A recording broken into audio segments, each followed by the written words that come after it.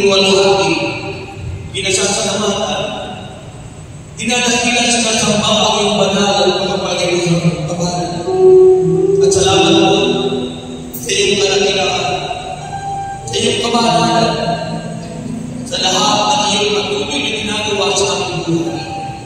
Salamat po sapagkat ikaw ay kasama natin sa hapon ito.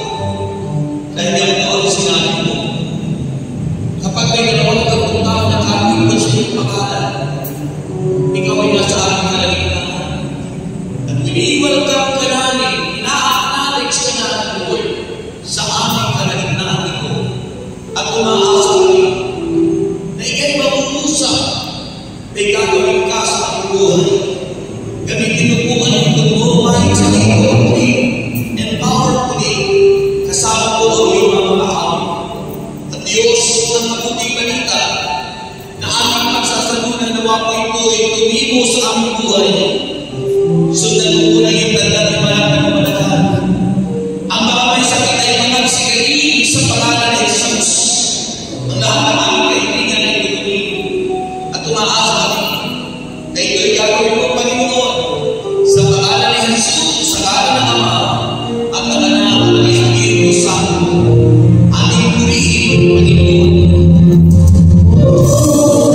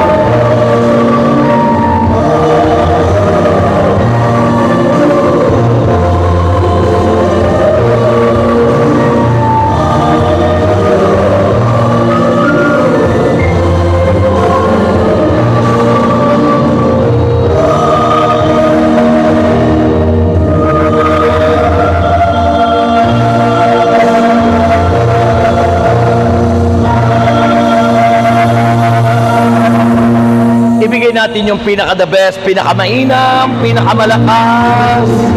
Sabay sigaw! Welcome, Holy Spirit! Take over in this place. The gospel is taken from Luke chapter 24, verses 46 to 53. Ito ang healing message. Noong panahong yon, sinabi niya sa kanila, ganito ang nasusulat, kinakailangang magdusa at mamatay ang Kristo, at pagkatapos siya'y muling mabubuhay sa ikatlong araw. Sa kanyang pangalan ang pagsisisi at ang kapatawaran ng mga kasalanan ay dapat ipangaral sa lahat. Sa lahat ng mga bansa. Magmula sa Jerusalem, kayo ang mga saksi sa mga bagay na ito. Tandaan ninyo, isusugo ko sa inyo ang ipinangako ng aking Ama. Kaya't huwag kayong aalis sa Jerusalem hanggat hindi ko kayo napagkakalooban ng kapangyarihang mula sa langit. At pagkatapos ng mga ito, sila'y isinama ni Jesus sa labas ng lungsod. Pagdating sa Betania, itinaas niya ang kanyang mga kamay at sila'y binasbasan. At habang binabasbasan niya sila, siya'y umalis at dinala paakyat sa langit. Siya'y sinamba nila. At pagkatapos ay bumalik sila sa Jerusalem na punong-puno ng kagalakan. Palagi silang nasa templo at dooy nagpupuri sa Diyos. Mga kapatid, ang mabuting balita ng ating kaligtasan. Blessed be the Lord God Almighty.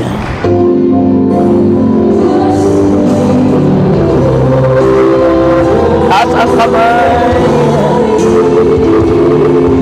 Who was the least and least to come?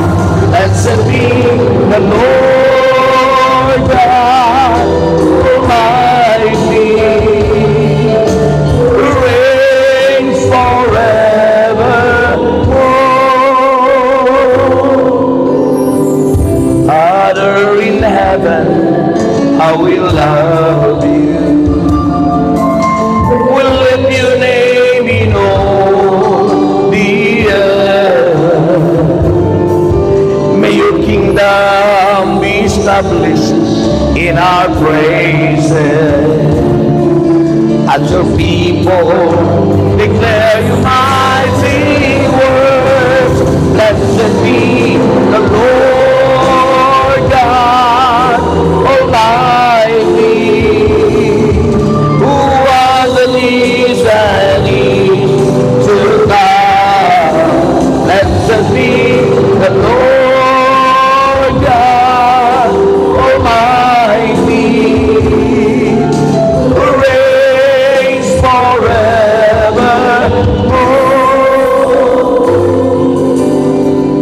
Father in heaven, I will love you. We'll lift your name in all the earth. May your kingdom be established in our praises.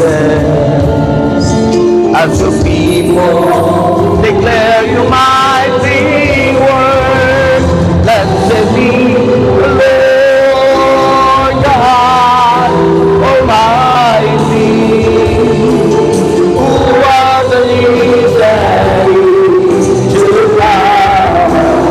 Blessed be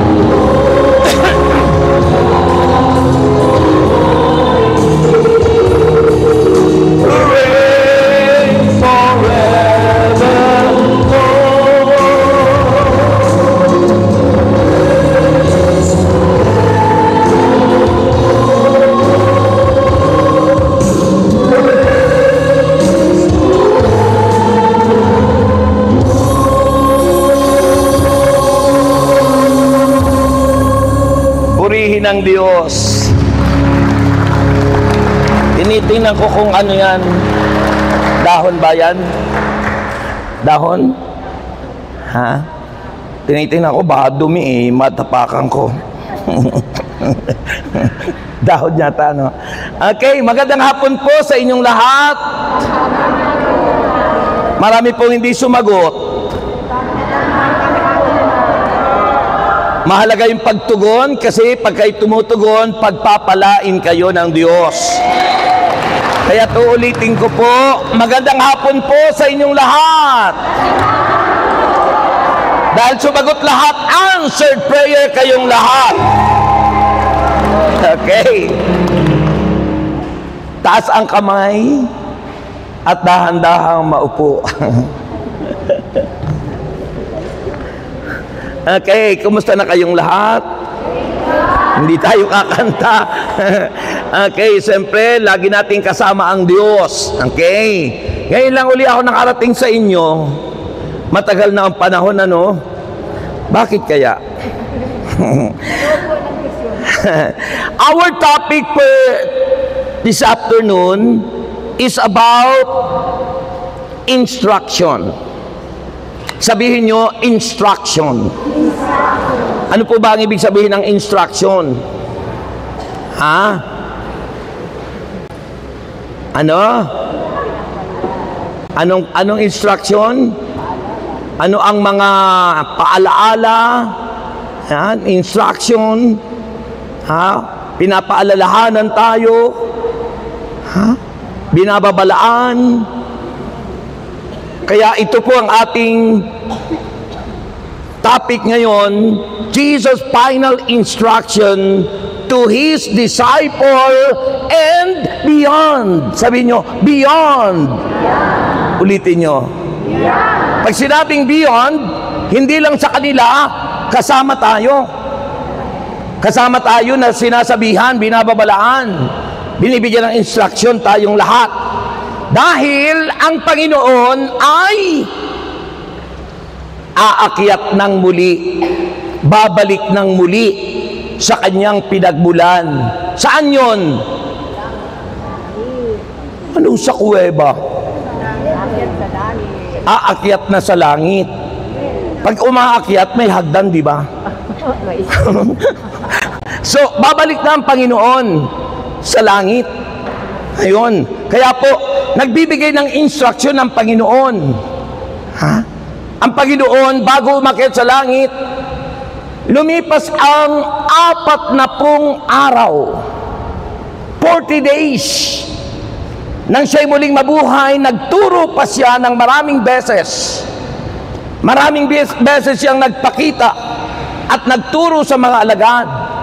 At umabot ng 40 araw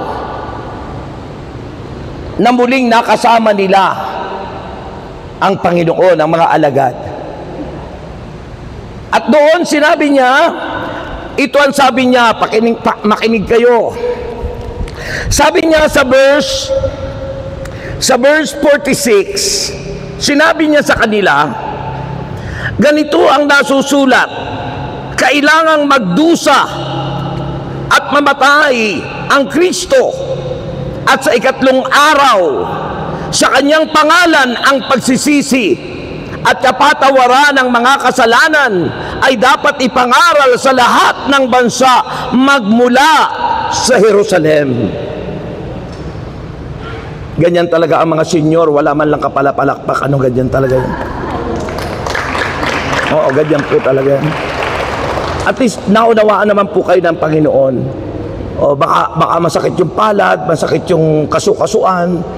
Yan. Pero kung kayo papalakpak lagi sa Panginoon, mawawala ang mga sakit-sakit at ang mga aray-aray.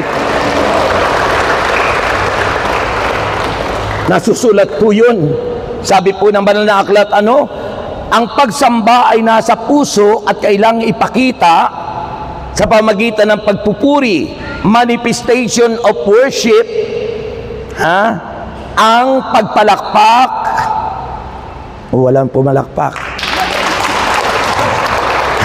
ang pagsigaw, maging yung pagsayaw natin, pag-awit, lahat, paglundag, lahat ng yan ay manifestation, expression of worship. Ini-express, pinapakita na ikay sumasamba. Yun po ang pagsamba. Pinapakita, ini-express mo sa pamamagitan ng pagpalakpak, sa pamamagitan ng pagsigaw ng papuri, at sa pamamagitan kaninang inyong pagsayaw, pag-awit, paglundag, lahat-lahat ng yan ay expression, ipinakikita, ipinadadama ang pagsamba na mula sa puso. At sabi ng pagsamba, in worship there is power. In worship there is healing. Kaya't lingid sa kalaman nyo, sa bawat pagpalakpak nyo, sa bawat pagpupuri nyo, may kagalingan. May dumarating na power. May kagalingan na nangyayari. Kaya akala nyo, bakit pag-uwi nyo, bakit nawala na yung sakit ng tuhod nyo? It because you express. Ipinakikita mo, ginagawa mo yung pagsamba na nasa puso. Kaya huwag katatamaran, kahit kayo senior na, huwag katatamaran na magpuri, sumamba, sumigaw sa Panginoon. Yan. Okay? So yun po yun, mga kapatid. Kaya sabi ng banal na kasulatan, sinabi niya sa kanila ang ganito. Sa kanila, ganito ang nasusulat, kailangang magdusa at mamatay si Kristo. Ang lahat ng taong may kamatayan. Lahat po ng taong may katapusan. Nakita ko nung inilibing si Freddy Aguilar, binalot lang sa tela, pagkatapos binauna sa lupa. Ganun pala pag sa Muslim, walang ataol, nakakatipid sila. Nakakatipid. Within 24 hours, kailangang ilibing na agad. Sa atin, inaabot ng 1 linggo kasi pinagsusugalan pa yung patay. Kasi pag hindi pinagsugalan, wala daw pambili ng ataol, walang pampalibing. Hindi po tama yun. Di ba? Kailangan ko may patay kapag naglalamay, nagpupuri, nagpapasalamat kay Yahweh El Shaddai, sapagat yun ang pasimula ng bagong buhay. Because there is life after death. May panibagong buhay pagkatapos ng kamatayan. Ang tawag natin ay sumakabilang buhay. Gusto niyo na bang sumakabilang buhay? Ayaw pa, di ba? Pero ang kamatayan, sumasakabila lang. Ibig sabihin, may buhay sa kabila. At ang buhay na yon ay depende sa inyo. Depende sa atin. It is your choice. If you want to heaven, gawin mo yon. Kung gusto mo sa impyerno, bahala ka sa buhay mo. Sino gusto sa langit? Ayun, ang goal nating lahat. So ang Panginoon, sabi ron, ganito ang nasusulat, kailangang magdusa at mamatay. Lahat may kamatayan at ang lahat ng tao ay may pagdurusa o sufferings. May pagtitiis. Walang taong walang pagdurusa, walang taong walang pagtitiis. Meron nga nagsabi sa akin, naku Brother Rex, pinagtitiisan ko na lamang yung mister ko. Sipin mo, pinagtitiisan na lamang pakisamahan yung mister niya. Bakit lasinggero, babaero? Ay mas mahirap kung ang mister ang magsabing, naku Brother Rex, pinagtitiisan ko na lamang yung misis ko. Mas mahirap yun. Bakit kaya yung misis ay pinagtitiisan na lang? Kasi daw sabi nung mister na nagsabi sa akin, nung bago-bago lang silang niligawan niya, ang bango-bango ng misis niya. Nung tumagal na raw, naku, iba na ang amoy. Ano kayang amoy? Amoy Baguio oil. Ay pag tumatanda na, lalo nang nagiging iba. Sabi nung iba, kapag daw tumatanda na ang tao, amoy lupa na. Kasi patungo na tayo't magbabalik sa lupa. Magiging alabok lahat. Ngunit kapag tayo naging matuwid sa harapan ng Diyos, ang kaluluwa natin ay mapapasapiling ng Panginoon. Sabi po yun ng mga ngaral, Ecclesiastes chapter 12. Ang tao kapag namatay, ang hiram na buhay ay babalik sa Diyos. Dahil hiram sa Diyos ang aking, laksan nyo, ikaw at ako'y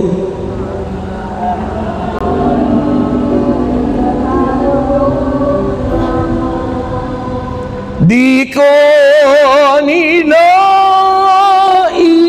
laksan nyo,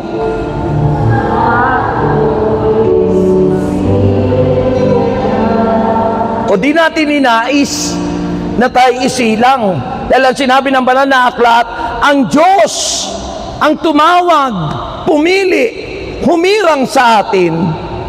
Lahat ng nagaganap ay dahil sa kagustuhan at plano ng Diyos.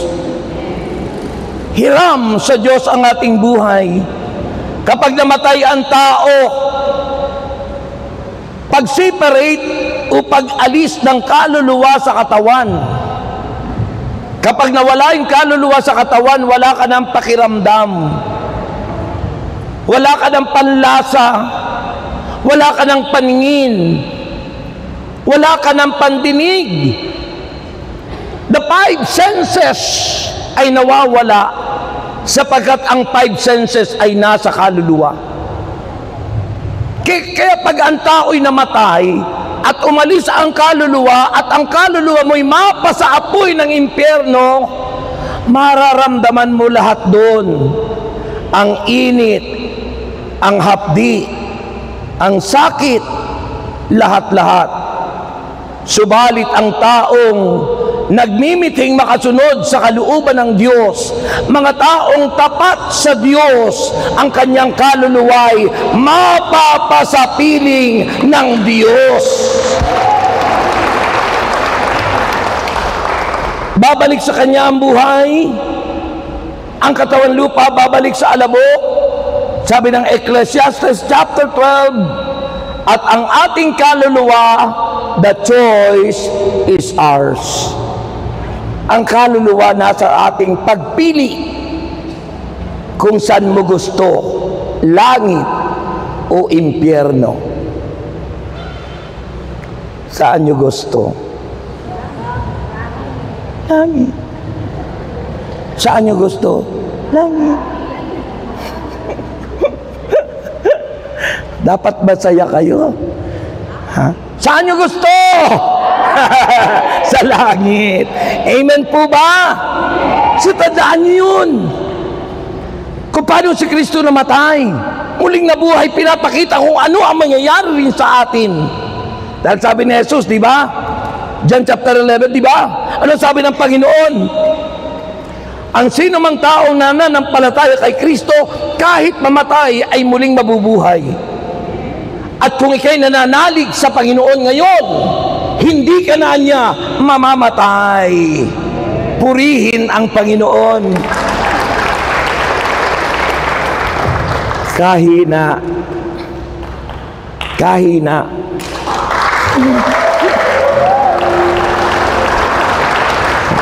Kaya ano ang sabi ng Panginoon? Makinig kayo. Sabi ng Panginoon, pagkatapos niyang magdusa at mamatay, sa ikatlong araw, uli siyang mabubuhay. At sinasabi niya sa kanyang pangalan ang pagsisisi. at kapatawaran ng kasalanan ay dapat ipangaral sa lahat ng bansa magmula sa Jerusalem. Sabihin niyo muli, instruction. Pag sinabi pong instruction, yun po ang salita ng Diyos. Ang salita ng Diyos, halos lahat instruction para sa atin. Pag sinabing instruction, maybe it is direction. Dinidireksyon tayo. Direction, mga kapatid. Inaayos, tinutuwid. At ano ang sabi roon? Maybe in order, nasa ayos at precept. Anong ibig sabihin ng precept? Tuntunin. It may be general rule intended to regulate our behavior. Yung maging maayos ang ating mga pag-uugali. Kaya tayo binibigyan ng instruction. Amen. Amen. Now, mayroon po tatlong lesson, tatlong aral na dapat niyong iuwi. 3 lessons that you need to take home. Kailangang iuwi sa bahay. Sabi ng ating assistant servant leader, kapag kayo magtutok, kailangan sila ay may take home. Parang sweldo, may take home pay. So ano yung take home number 1? Tandaan niyo po yon. Our take home number 1, mga kapatid, pertaining to His ascension, yung pagbabalik ni Kristo sa langit, pag-akyat sa langit, pertaining to His ascension, and the disciples, joyful response. Yung masaya na tugon ng mga alagad sa instruction ni Jesus bago siya umakyat sa langit. Unang lesson, mga kapatid, ito ang unang tanong ko sa inyo. What are the very important teaching of Jesus that we need to take home? Una, number 1, the fulfillment of prophecy. Ang katuparan ng kapahayagan ng Diyos. Prophecy, propesya, kapahayagan. Okay? Sinasabi po si Jesus is the fulfillment of God's prophecy. Si Kristo, ang katuparan ng kapahayagan ng mga propeta, kapahayagan ng mga sulat ni Moses, kapahayagan ng mga sulat sa awit o sa salmo. Natupad lahat kay Jesus. Wala akong kausap.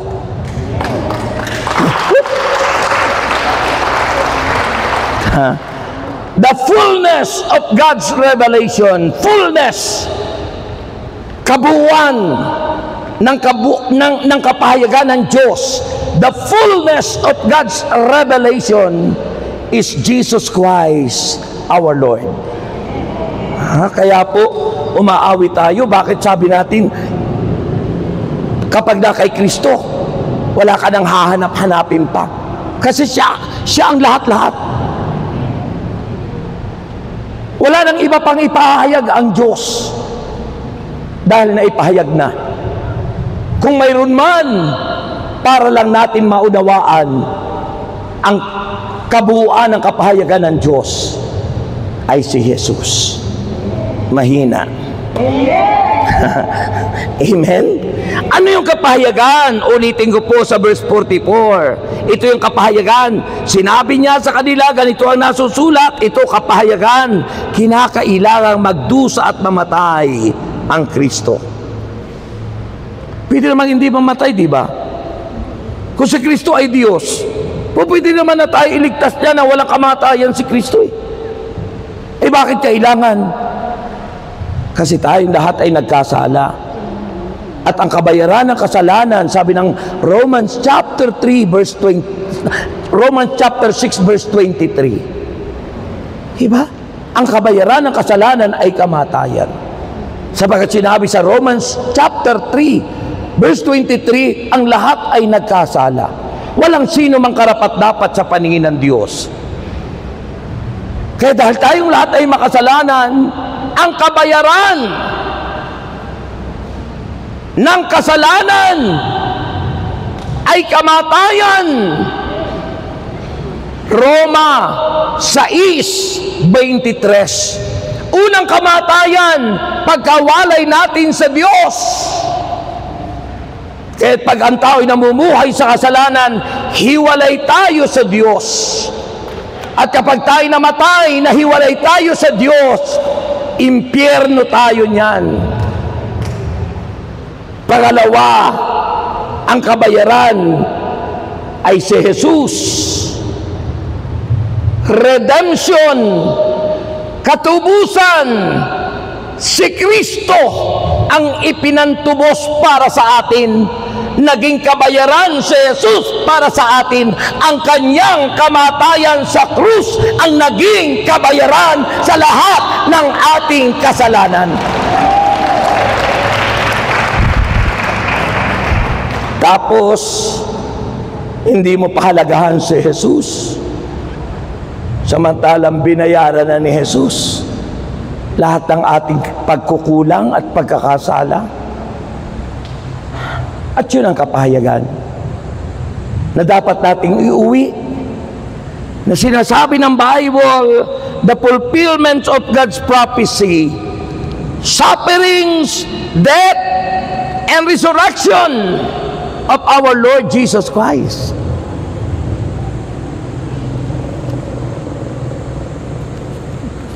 Ayun po yun, mga kapatid. At yun ay nasusulat.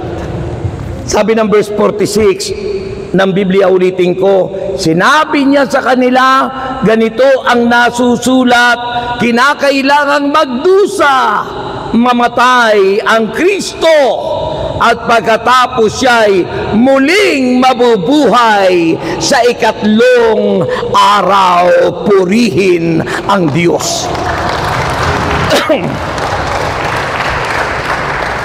Amen. Amen. So, sa lumang tipan, ano ang propesiya sa lumang tipan? In the Old Testament prophecies, sinasabi ng Psalm chapter 22, the suffering Messiah. Ang Messiah o Messiah, ibig sabihin Savior, ang tagapagligtas, ay suffering, magdurusa. Kapahayagan yon sa Psalm 22 na anong nangyari? Naganap, nagsuffer, nag-offer the Paschal mystery, ang passion, death, and resurrection ni Jesus Christ.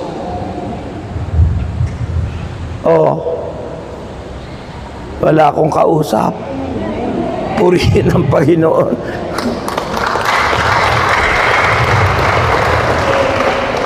Pangalawa sa Old Testament, Isaiah 53. Sinasabi doon, the sacrificial death. Sacrificial death. Ano ba yung sacrificial death? Yung pagkamatay ni Kristo na nakaakibat ang sakripisyo. Isipin mo, bago siya namatay, pinagpasan ng krus. Sa bigat ng krus, 3 beses na siya inadapa. Hinahampas, tinatadyakan, dinuduran, sinisibat. Kaya yun ang sinasabi, sacrificial death. Kung may sacrificial love, may sacrificial death. Sipin mo, parang yung nangyari doon sa nabalita nung isang linggo. Sacrificial death. Sinama pa yung 3 anak niya, nabuhusan ng gasolina at sunugin silang 4. 3 anak plus siya. Di ba? Sipin mo, bakit nagawa niya yon? Tanging Diyos lamang ang nakakaalam. Kasi tayo mga tao, manghuhusga na kaagad. Huhusgahan na agad yung tao. Bakit niya nagawa yun? Tayo minsan, pag may nakita tayong yung bang tawag dun, yung hostess, yung nagbibinta ng sarili, ang babae, tapos huhusgahan na agad ng tao. Hindi natin muna inaalam, bakit ba niya nagawa iyon? What's the reason behind? What's the reason? Diba? Dapat tayo mga tao ganun. Hindi agad huhusgahan ang tao. Kaya tinan mo sa atin, sa simbahan, dati nun, pag ang tao ay nagpakamatay, hindi pinapasok ng simbahan. Bawal. Ngayon hindi. Kasi kailangan, hindi pwede nating husgahan. Bakit niya ginawa yun?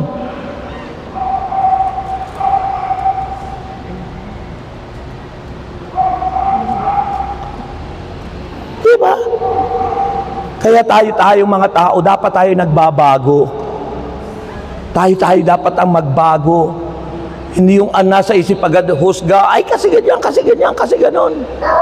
Kaya hindi magkasundo ang bansa natin dahil sa ganyan Away-away sila. Hindi mo na malaman kung ano mangyayari sa bayan natin, sa bansa natin. Silang mga inihalal natin, ay sila ang nag-aaway. Siraan, ano? Kaya dapat tayo, tindihan po natin ang pagdarasal. Yan ang papel natin. At walang imposible sa Diyos. There is power in prayer. May kapangyarihan ng pananalangin. Amen. At yun ang dapat nating trabaho as Christian. Hindi para makipagsiraan, hindi para maghusga, kundi para ipagdasal ang mga naliligaw at ipagdasal ang mga nasisiraan ng loob. Sabi ng Hosea chapter 6 verse 2, the resurrection on the third day, prophecy, kapahayagan na tinutukoy ay si Kristo. At ang lahat ng kapahayagang ito ay natupad. Yun sabi ko kanina, the fulfillment of God's prophecy and the fullness of God's revelation ay ang Panginoong Hesukristo. Kaya sabi ni Jesus, nung siya'y bago mamatay, it is finished. Naganap na. Alin ang naganap na? Ang lahat ng kapahayagan ng mga propeta, ang lahat ng sinulat ni Moses at lahat ng kapahayagan sa aklat ng mga awit ay naganap sa buhay ng ating Panginoong Jesus. Number 2, lesson that you need to take home. Ang number 1 ay the fulfillment of prophecy. Ang katuparan ng kapahayagan ng Diyos. Dapat alalahanin niyo yun. Kasi pag tayo walang alam, gagawin tayo ng mga ibang tao na mga kalabaw. Ano po yung kalabaw? Pag ikaw ay pinangaralan nila, sasabihin mo na lang lagi, oo nga, oo nga, oo nga. Unti-unti kang nahihila palabas dahil wala kang alam, unga ka ng unga. Agree ka na lang ng agree. O ngayon may alam ka na. Ano yung unang alam mo? The fulfillment of prophecy. Ang katuparan ng kapahayagan ay si Jesus. Jesus, Jesus, kami iyong dinggin, Panginoon.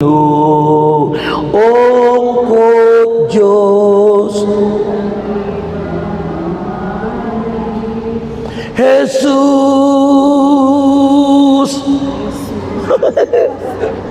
Ako'y iyong dinggin, pupurihin ka't sasambahin hanggang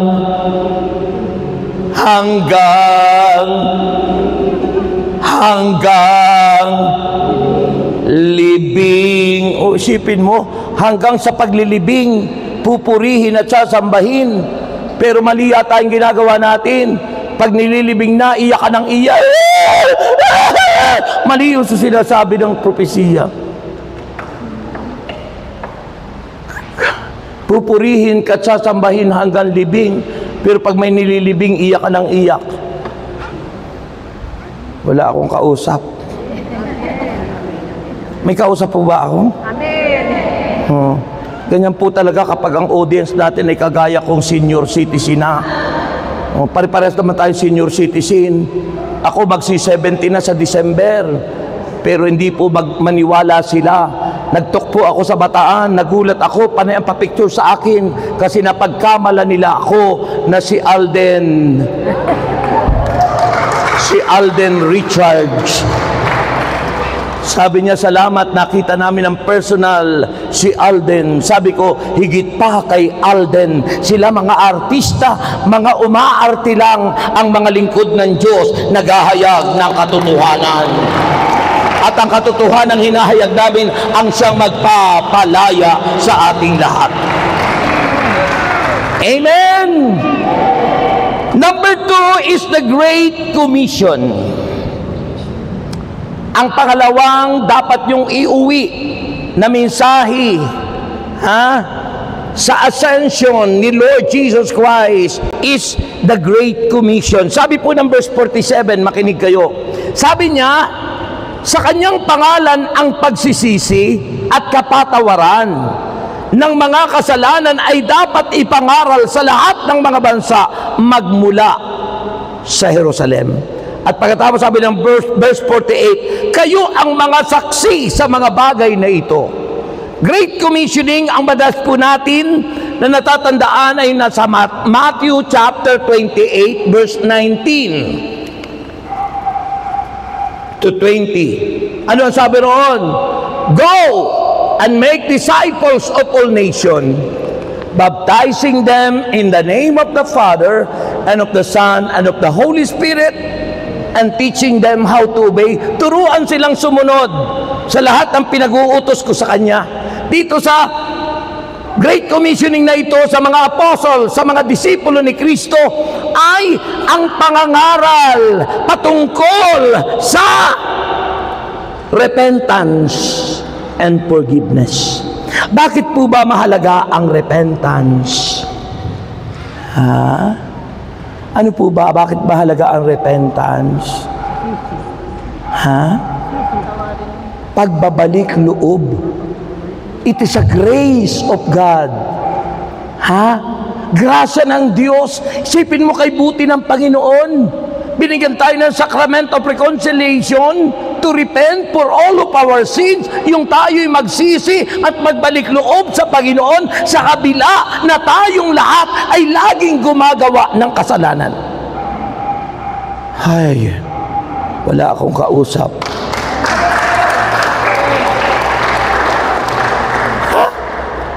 Why? Dito sa ating simbahan, mayroon tayong sakramento ng Sacrament of Reconciliation, yung pagbabalik loob sa Diyos. At yun yung tinutukoy dito ni Kristo. Repentance, metanoia. Ang ibig sabihin ng metanoia, hindi maraming luya, hindi sa labak. Ang ibig sabihin ng metanoia ay to change our mind. Baguhin ang ating isip, baguhin ang ating puso, at baguhin ang ating pag-uugali.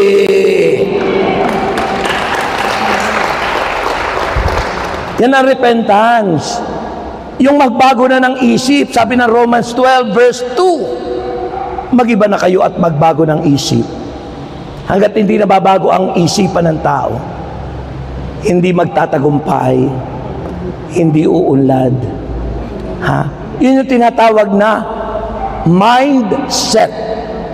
Kailangan mabago ang isipan. Kasi ang kalimitang isipan ng tao, puro hirap. At kalimitan sa ating isip, saan kaya makapangutang?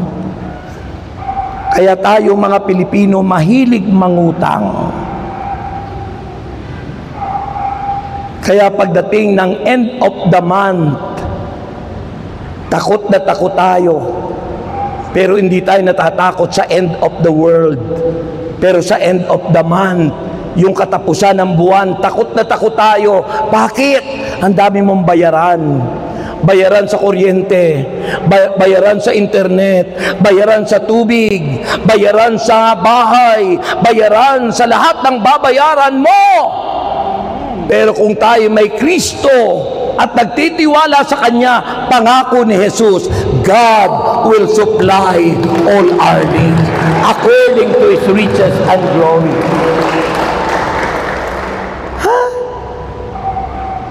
Meron pong nagpatotoo sa akin. Di niya na alam kung ano ang gagawin. Nalulung po siya sa sugal. Sa internet. Alam nyo, kahit sa Facebook, mayroon po yan. Sa umpisa, nananalo siya. Hindi nyo naman alam, kapag po sa internet, may control yan. Kung sino yung nagko-control doon sa internet, doon sa computer noon. Sa umpisa, papapanalunin ka. Sa umpisa. Pero pagdating, nalulung ka na, puro talo ka. May tinulungan akong ganon. Muntik nang makuha yung kanyang motor. Lumapit sa akin, Brother Rex, tulungan mo naman ako. Maghihiwalay kaming mag-asawa. Kapag umuwi ako, hindi ko dala yung motor namin, motor ko. Kasi natangay sa sugal. Siyempre, nung oras na yung lumapit sa akin, medyo mayroon laman yung wallet ko. Itong wallet ko po, kaya mabukol yan, puro papel po yan yung laman, nandyan yung mission order. Noon po talagang may laman, kaya may naibigay po ako. Hindi nakuha yung kanyang motor. Kasi nalulung po siya, nakautang siya doon sa online din na nagpapautang. Na isang pindutan mo, pwede kang humiram ng 50,000. Ang daming tukso. Anong nangyari po? Muntik nang mawasak ang tahanan dahil sa sugal. Mga kabataan, mga tatay at nanay, huwag kayong patatangay dyan. Marami nang nawasak na tahanan. Kay rami na matang. Nawasak. Alam niyo po, kung titingnan niyo yung lahat ng alok ng mundo, click mo lang yun. Madadownload. Kala mo nagigame lang kayo, pero pala sugal na. May taya-taya. Color game, kung ano-ano mga tinatawag doon. Hanggang sa malulong, hanggang sa ikaw ay maalipin, at pag naging alipin ka na, hindi mo na alam ang iyong gagawin. Kahit ang mahalaga, ibigay mo na lang ang oras mo, panahon, kay Yahweh El Shaddai. Kanya kang gagabayan, kanya kang tutulungan, at sasamahan magpakailanman. Ikaw pa rin, Jesus.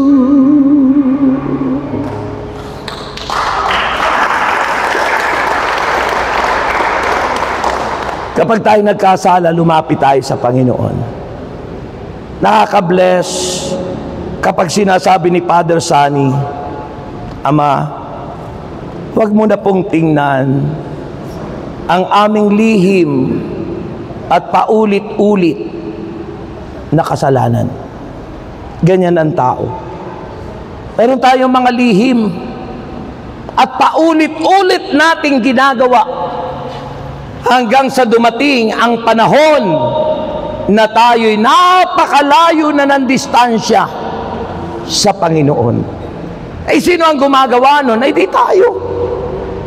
Eh, ang Diyos naman, habol ng habol sa atin. Hindi ka na maabutan sapagkat sa bilis ng ginagawa mong paglayo. Di po ba? Kaya mahalaga po, mga kapatid, repent. Sabi ron, ang pagsisisi, sa kanyang pangalan ang pagsisisi at kapatawaran ng mga kasalanan ay dapat ipangaral. Ito ang dapat natin ipangaral lagi.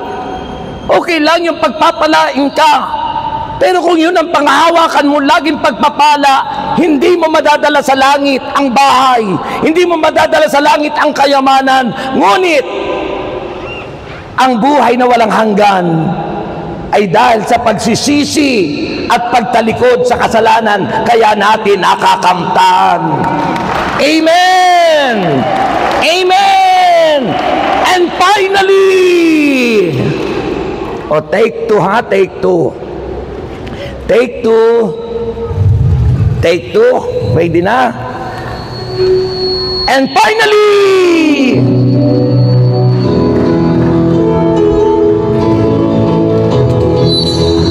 anong kagalakan sa tuwing ako'y nakikinig? Tayo na kayo at sumayaw na kayo. Nalaman ko ang susi sa gabay. Taas ang kamay. Finally, finally, finally, finally, finally.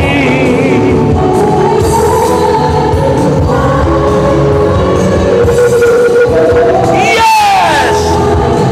Ang buhay ko ngayon, ang buhay ko ngayon, siksik-lig-lig ng biyaya.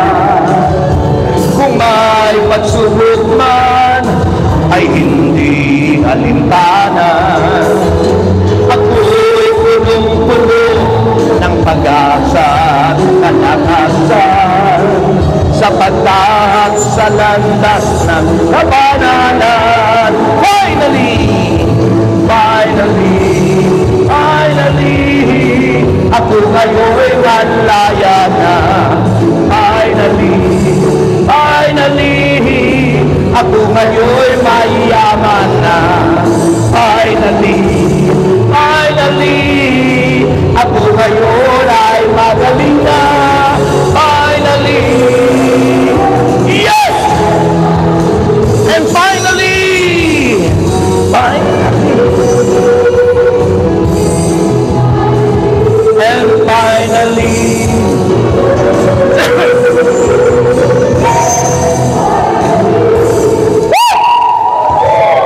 kasama yun sa awit. Pag sinabing finally, finally, okay, sumigaw nga kayo. So finally, una, yung prophecy. Ano sabi ng una? The fulfillment of prophecy. Pangalawa, the Great Commission. And finally, the ascension and blessing. The ascension and blessing. Yung pag-akyat sa langit ni Jesus kasama ang biyaya. Sabi po ng verse 50 to 51. Pagkatapos ng mga ito, sila isinama ni Jesus sa labas ng lungsod. At pagdating sa Bitanya, itinaas niya ang kanyang mga kamay at sila'y binasbasan. At habang sila'y binabasbasan niya, siya'y umalis at dinala paakyat sa langit. At siya'y sinamba nila. At pagkatapos ay bumalik sila sa Jerusalem na punong-puno ng kagalakan. Palagi silang nasa templo at dooy nagpupuri sa Diyos. Baliktad yata yung iba'y, at nanduroon lagi sila sa templo at natutulog. May mga natutulog yata, ano? Dapat nagpupuri sa Panginoon, mga kapatid. Kaya po yun ang napahalaga. Yung pagtaas po ng kamay ni Kristo, sila'y binabasbasan. It is the role of the priest. Yun po ang role ng isang high priest. And Jesus is our high priest, mga kapatid. Yung lifting his hand and bless them. And the disciple responds with worship. Ang tugon ng mga alagad ay pagsamba. Ang tugon ng mga alagad ay continual praise. Tuloy-tuloy na pagsamba. Kaya't kayo'y itaas nyo ang inyong kamay. Itaas nyo ng inyong kamay at ating ideklara, Lord, I lift your name on high. Sambahin natin ang Diyos.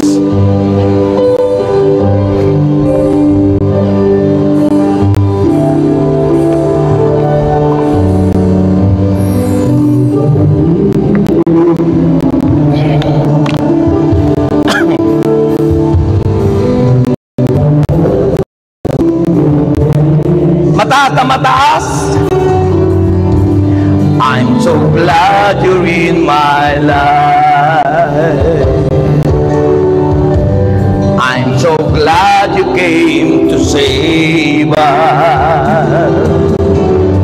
You came from heaven to earth to show the way from the earth to the cross. My death away from the cross to the grave, from the grave to the sky. Lord, I lift your name on high. Come on. Lord, I lift your name on. Sambahin natin siya tulad ng pangalagaan na sinamba sa Jesus. Your praises. I'm so glad you're in my life. I'm so glad you came to save us. You came from heaven to earth to show the way from the cross to the grave, from there to grave, from the cross to the grave, from the grave to the sky. Lord, I lift your name on high. You came from heaven to earth to show the way from the earth to the cross. My debt to pay, from the cross to the grave, from the grave to the sky. Lord, I lift your name on high. Come on! Woo! Hallelujah! Yes!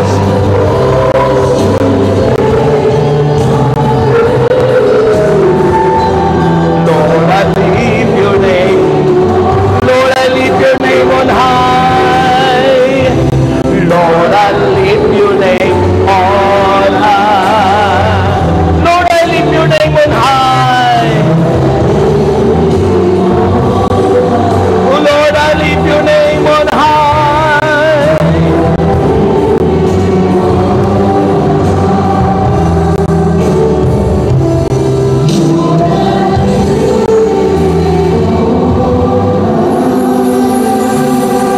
Taas ang kamay.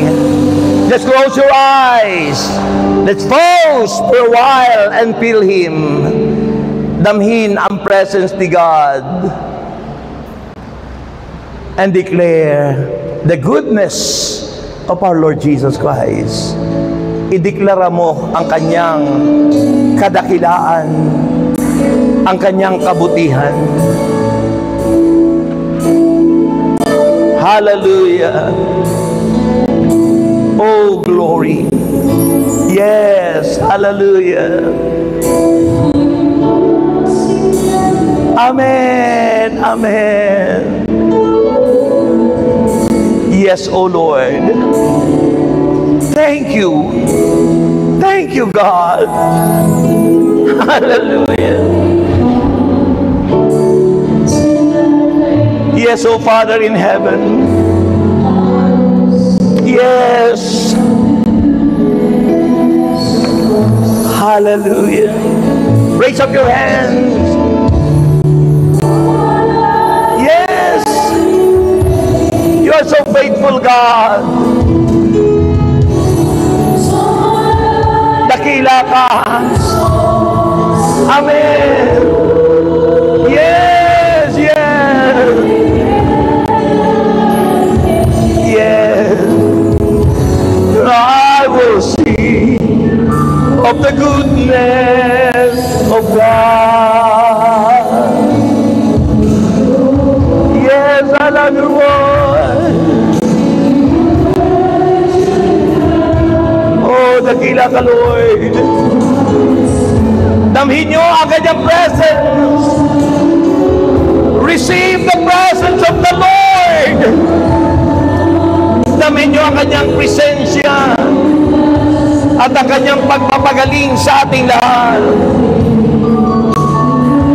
Yes! Sabay-sabay! And all my life you haven't faithful. And all my life you haven't so. Yes, God! That I am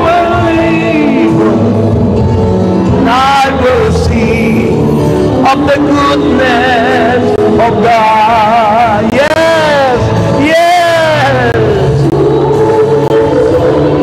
yes. Hallelujah. Receive the power from on high. Tanggapin nyo ang kanyang himala.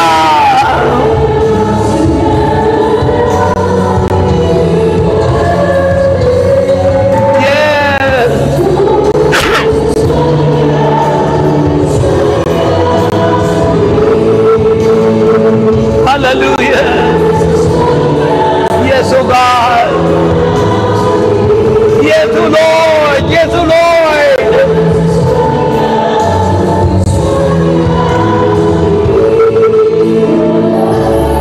Yes.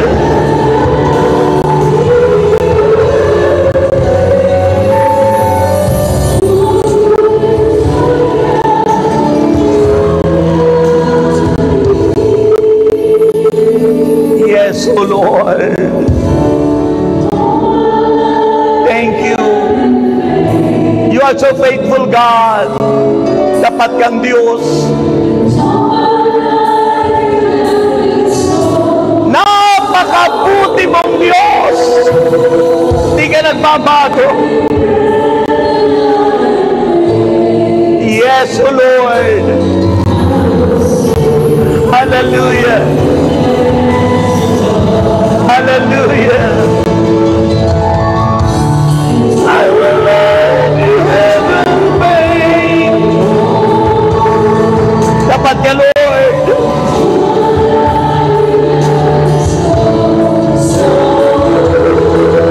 Yes.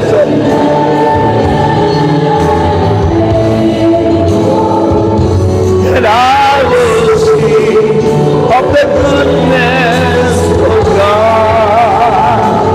And I will see of the goodness.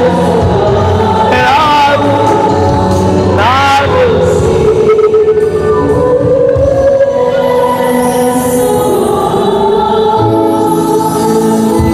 Taas ang mga kamay. Let's pose. Damhin nyo ang presence ni God. Patong ang kamay sa ulo at damhin ang pagpapagaling. Patong nyo ang inyong kamay sa inyong ulo at damhin ang pagpapagaling ng Diyos. Sabi ng Mark 16 from verse 15, the following verses, silang mga sumampalataya at nabautismuhan ay maliligtas, ngunit ang hindi sumampalataya ay parurusahan. At ang mga sumasampalatayang tulad natin ngayon ay magtataglay ng kapangyarihan na sa pangalan ng Jesucristong taga Nazaret ay makapagpapalaya sila ng demonyo at magsasalita ng ibang wika. Dumampot man tayo ng ahas, uminom ng lason, di tayo mamamatay. At ang sino mong mapatungan ng ating mga kamay tulad ngayong araw na ito, lahat na may sakit ay gagaling. Tanggapin nyo ang kagalingan. Ama naming Diyos, inakin namin ang kagalingan ng bawat isa na dumadaloy mula ulo hanggang dalampakan. Tinatanggap namin, inakin namin by faith, Lord, na kami na nagsisigaling, nagsisilaya. Tanggapin nyo ang kagalingan. Receive!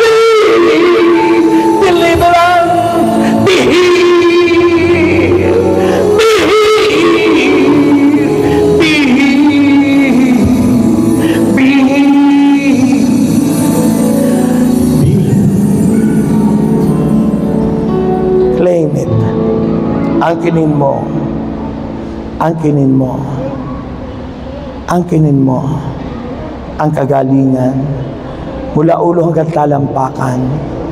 It's by faith, by faith. Dahil sa iyong pagsampalataya, that you receive healing, that you receive deliverance. Because faith is alive. Your faith is alive. Your word is alive. Receive it in Jesus' name. And everybody say, laksan mo. Okay, taas ang kamay. Taas ang kamay. Sabihin mo ngayon, I am healed. Magaling na ako. Sabihin mo ngayon, I am strong. Malakas na ako. At sabihin mo ngayon, I am good health. Wala akong sakit. Malayang malaya. I am rich. I am rich. Mayaman na ako. Sa ngalan ni Jesus. Anong sagot? Palakpakan natin ang Panginoon. So walang may sakit. Sabi ng servant leader madalas, kung ano ang inyong isipin at inyong sabihin, yun ang mangyayari sa buhay nyo. At yan ay salita ng Diyos. Kaya't ang isipin nyo, wala kayong sakit. Ang isipin mo, good health ka. Ang isipin mo, mayaman ka na. Sa ngalan ni Jesus.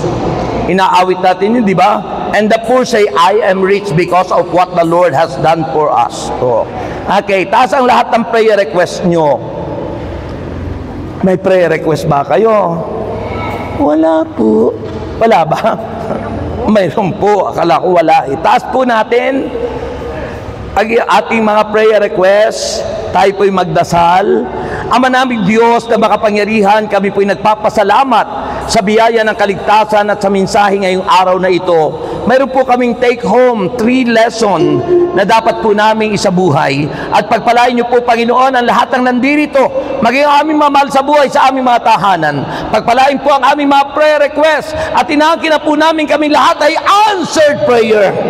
And Lord, pangako mo, ibabalik mo, siksik, liglig, umaapaw ang aming mga alay at handog. Kaya naman, kami po'y nagpapasalamat na sa aming pag-aalay na ito as we sing, give thanks with a grateful heart of Jesus. Kukolektahin na po yung prayer request.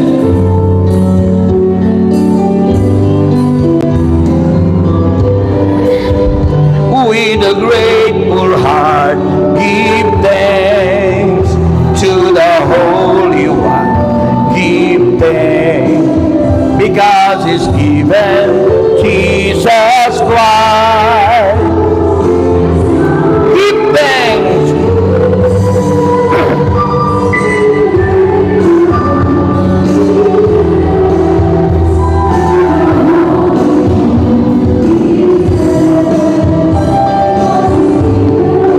Jesus Christ, His Son, and let the weak say, I am. Oh, let the poor say, I am. Because of what?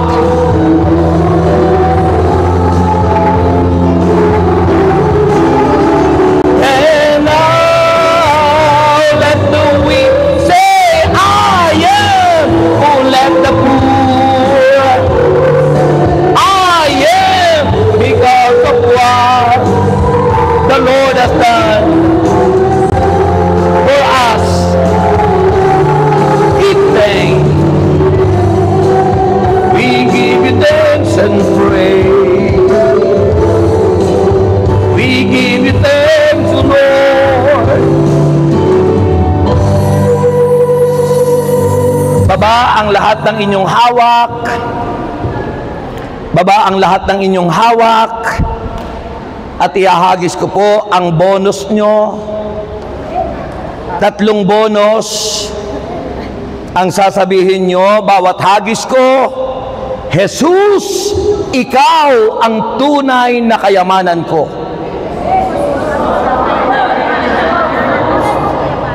Sino ang tunay niyong kayamanan? Ayun. Sabi kasi ng Biblia, kung saan nanduroon ang inyong kayamanan, nanduroon ang inyong puso. Kaya pag si Jesus ang kayamanan natin, hawak ni Jesus ang puso natin. Amen. Paano ka magkakasakit nun? Hawak ni Jesus yung puso mo. Di ba? Sabi ng Biblia, di ba, Romans 8:31, kung ang Diyos ay nasa sa atin at panig sa atin, sino ang lalaban sa atin? Talo. Pati mga demonyo. Talo ang mga sakit. Talo ang kahirapan. Lahat talo. Sapagkat tayong lahat ay panalo. Kaya tayo tinatawag, we are more than conqueror. Higit pa tayo sa mananagumpay. Handa na kayo? 3 bonus. Isisigaw nyo ay laksan nyo. Okay. May the Lord God bless us all now and forever. In the name of the Father. Father pa lang, ha? Father. In the name of the Father and of the Son and of the Holy Spirit. Amen. Unang bonus, ito na! Pangalawa, ito na! And finally, ito na! God bless! God bless!